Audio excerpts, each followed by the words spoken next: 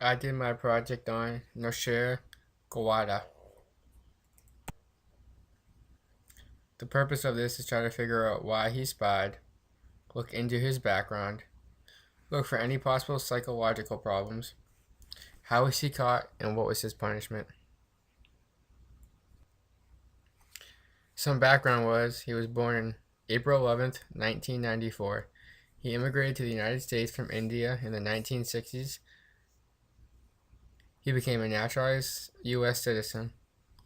He then joined Northrop, a U.S. defense contractor, in November 1968, and he worked there until April 1986.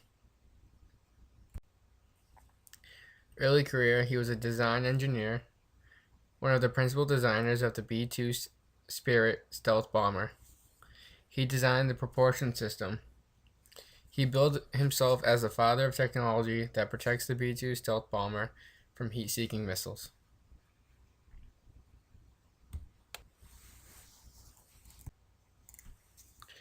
After Northrop, he held several jobs that included contract engineer at Los Alamos National Laboratory, principal and chief designer for NTech, owner and research development, engineering, and consulting company. Consulting or espionage.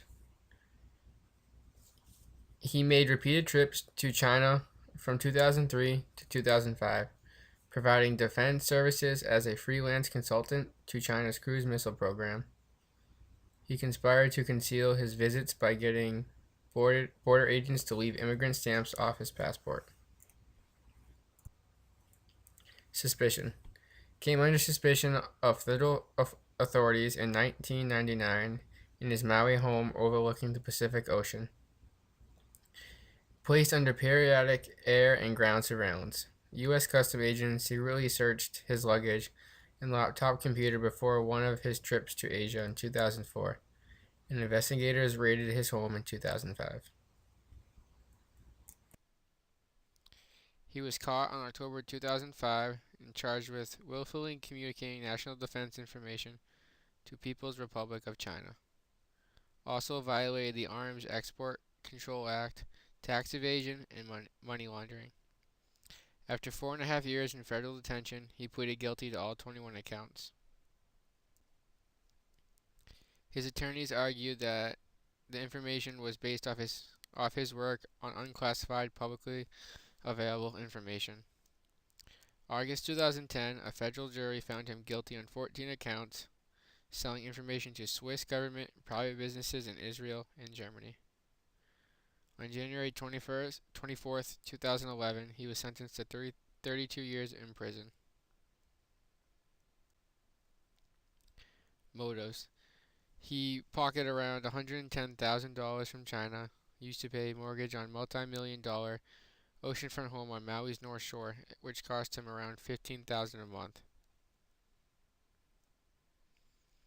He disclosed the information verbally and in papers, computer presentations, letters, and other methods. He wanted to establish the technological credibility, also to advance his own career with future customers. He wanted to help countries further their self-aircraft protection system. His main reason was my personal gain would be business. Not the first spy to spy for China or the B-2 bomber. Thomas Patrick Conovan, aerospace engineer at Northrop Corporation, sentenced in 1985 for trying to sell stealth bomber secrets to the Soviet Union. He was greatly in debt in the middle of divorce, willing to sell billion-dollar technology for as little as $25,000. Fortunately, the FBI impersonator Soviet intelligence stopped him before he could do any harm.